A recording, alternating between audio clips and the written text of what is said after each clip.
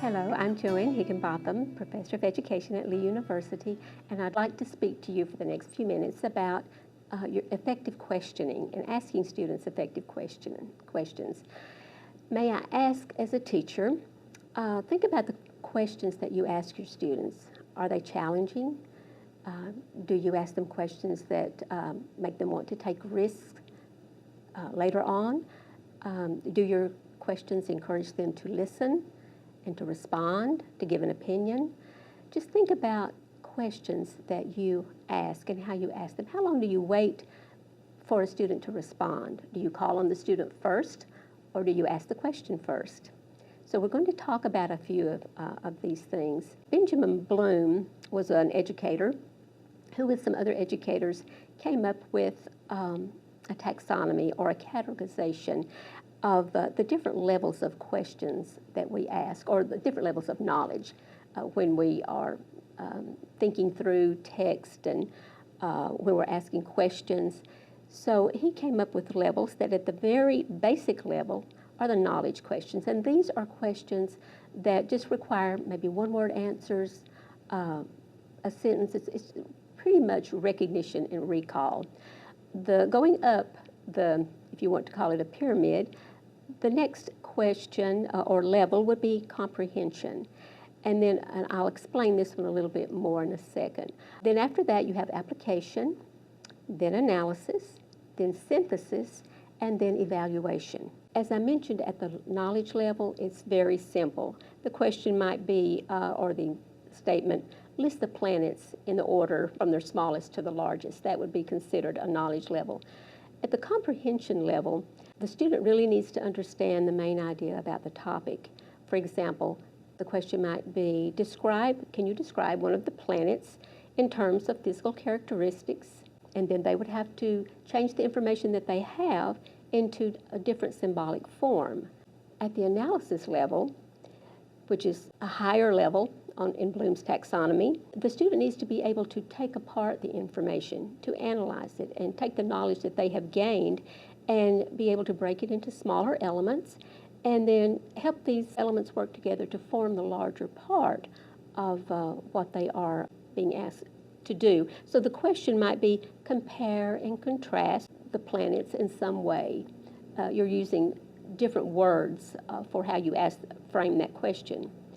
Then when they move to the synthesis level, which is higher still, they have to be more creative at this level. Here they have to think about designing something new or using maybe even art to express the answer. Perhaps the teacher might ask, imagine and describe a guided tour through one of the planets.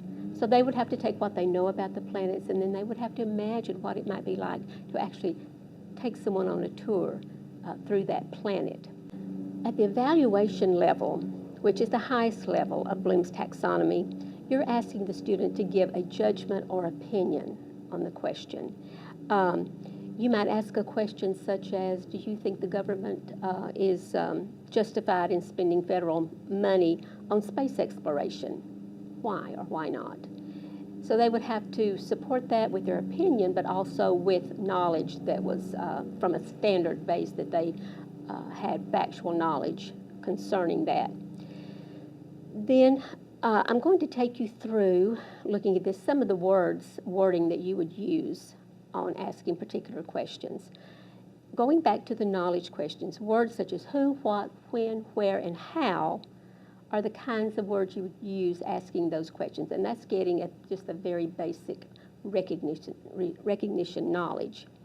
When we go to the application level of questioning, you might ask, how is something an example of something else? Or how is this related to that? Or why is this particular thing from the material significant? That would be an application type question that the student would have to ask and answer at a little bit higher level. And then you go to the synthesis level, where they're having to combine ideas to form a new whole. Questions such as, what would you predict or infer from this or that? What ideas can you add to? How would you create or infer from something? How would you design a new model of this? Or how would you, what solution would you suggest for this or that?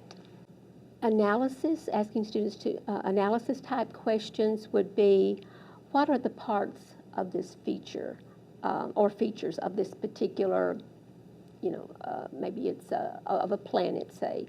Classify the planets according to outline or diagram or form a web design of something. This way the students have to analyze and to think about it. And I actually put the synthesis before this, the analysis comes before the synthesis. And then the final top level evaluative. The students would have a standard from which they would make a judgment. And they would have to form an opinion. And you would ask, do you agree with this? What is your opinion on this? What is the most important thing about this? Prioritize this. Those are the kinds of words you might use. But students would need to be able to support or document any of the opinions that they made. So these are keywords that go with this type of questioning. Another important aspect of questioning is think time. In the past, teachers have not always been the best at giving students time enough to think about the question. Or they may say, Johnny, would you answer this question? And then Johnny's already scared because he knows he's going to be asked a question. Rather, ask the question, give them time to think about it, and the wait time should be 7 to 10 seconds.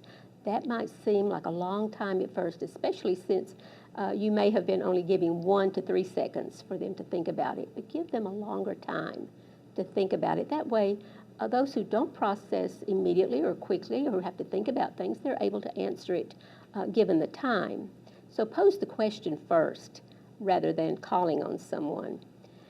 And then allow the think time of 7 to 10 seconds.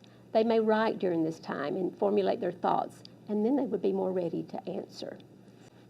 Another technique is to make sure that you give all students the opportunity to respond rather than relying on volunteers or certainly not calling on the same students all the time who might raise their hand. Tell them that you're going to call on, you're glad that they know the answer, but you're going to call on different ones. And so you can keep a track, you can create a system where you can keep track of who you call on. And then hold them accountable for answering. Do not take no for an answer. You can say, you may pass and I will come back to you and we will think about it. But make sure that at some point they do answer. If a student gives an incorrect answer, do not embarrass them over their incorrect answer. Give something positive for them to, we call this risk-taking. When a student answers a question wrong and is said, no, that is not right, or you give them a very poignant, that is not the correct answer, then they don't want to answer questions anymore. They don't want to take the risk of being embarrassed in front of the class again. So make sure that they understand that even though the question was not correct, you appreciate their effort and you will help them find the correct answer. The next strategy is write time, W-R-I-T-E. It is especially helpful for students who learn better through their kinesthetic senses. And it's not necessarily that writing specifically helps the learning, but what it does, it's an active process. And it helps them to be active. They're using their bodies, they're using their hands to write, and it clarifies things for them. It can clarify perspectives. So writing is very important. Talking is also important. Students love to talk. So if you have to talk, you have to think. So they are thinking while they are talking. It's very important for students to be able to talk and discuss in the school setting, in their classroom setting. This can be done with partners, with 3 in a group.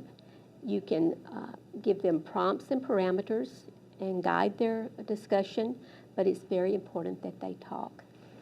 I'd like to end with a quote, and the quote is from Ricchetti and Shireen. The ability to think, to be a lifelong seeker and integrator of new knowledge, is based on the ability to ask and consider important questions. I hope you have a wonderful time of questioning your students and that they are very effective questions. Thank you.